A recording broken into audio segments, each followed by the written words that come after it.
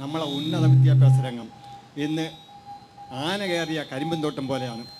ബിന്ദു ഇങ്ങനെ വേറെ go I take my house എന്ന് പറഞ്ഞിട്ട് കാര്യമില്ല. നമ്മളെ വിദ്യാർത്ഥികൾ ഇന്ന് JNUവിലില്ല. എന്താ ഇവിടെ ക്വാളിറ്റി ഇല്ല, ക്വാണ്ടിറ്റി മാത്രമേ ഉള്ളൂ. ഇങ്ങനെ സൃഷ്ടിച്ചുവിടുകയാണ് വിദ്യാർത്ഥികൾ, ഇങ്ങനെ സൃഷ്ടിച്ചുവിടുകയാണ്. അവർക്ക് യാതൊരു ക്വാളിറ്റിയും ഇല്ല. അവിടെ എൻട്രൻസ് വരുന്നവരെ 70% വിദ്യാർത്ഥികളും മലയാളികളായിരുന്നു. ഇപ്പം ഈ 10% ഉള്ളൂ. നമ്മളെ വിദ്യാഭ്യാസ രംഗം എങ്ങോട്ടാണ് പോകുന്നത്?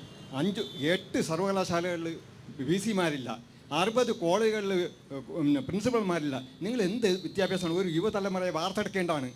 എൻ്റെയോ നിങ്ങളെയോ ഒക്കെ മക്കൾ നാളെ എവിടെയാണ്? എല്ലാം പരകായ പ്രവേശം ചെയ്യാണ്. ബ്രിട്ടനിലും അമേരിക്കയിലും UK ഒക്കെ പോയാണ്. നിങ്ങൾ എന്ത് വിദ്യാഭ്യാസമാണ് നടത്തുന്നത്? ആശുപത്രികളുടെ ശോച്യാവസ്ഥ നിങ്ങൾക്ക് അറിയാവും. നിങ്ങളിവിടെ നിന്നല്ല വലിയ വിളമ്പിയല്ലോ.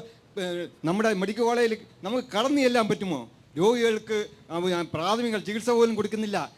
ഒരു കൂട്ടിരിപ്പുകാർക്ക് അവിടെ ഇരിക്കാൻ പറ്റുന്നില്ല, ബെഡില്ല, അവർക്ക് യാതൊരു സൗകര്യങ്ങളുമില്ല. അവരെ പാരസെറ്റമോൾ പോലും കൊടുക്കുന്നില്ല. എന്ത് ആരോഗ്യം നിങ്ങൾ ഉണ്ടാക്കുന്നത്? നിങ്ങൾ ഇങ്ങനെയാണോ ഭരിക്കുന്നത്? എന്തിനേറെ പറയുന്നത്? പാവപ്പെട്ട വയോജനങ്ങൾക്ക് പെൻഷൻ കിട്ടുന്നില്ല. 7 മാസമായി പെൻഷൻ കിട്ടുന്നില്ല.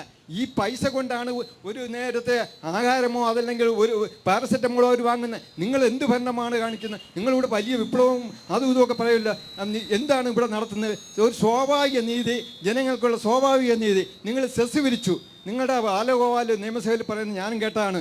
ഒരു 2 രൂപ സെസ് വിരിച്ചാൽ 900 കോടി കിട്ടും. അതിൽ 850 കോടി നികുതി കൊടുത്ത് പെൻഷൻ കൊടുത്തിട്ട് ബാക്കി 50 കോടി നമ്മളെ പോക്കറ്റ് ഇടാം എന്ന് പറഞ്ഞിട്ട് കാര്യമില്ല. സെസ് വിരിച്ച് നിങ്ങൾ എന്ത് ചെയ്തു? അതിനുള്ള മറുപടി പറയണം. പാവപ്പെട്ടവരെയാണ് ആദ്യം. നിങ്ങൾ ഒരു കമ്മ്യൂണിസ്റ്റ് പാർട്ടിയാണെങ്കിൽ നിങ്ങൾ പാവപ്പെട്ടവരെയാണ്, അവരെയാണ് പരിഗണിക്കേണ്ട. അല്ല ഇവിടുത്തെ ജനസദസ്സിൽ പങ്കെടുത്ത വലിയമാരെ ഇല്ല. അവരൊക്കെ അതിൽ 10-30 ലക്ഷം കൊടുത്ത് ജനസദസ്സ് നടത്തി കാണും.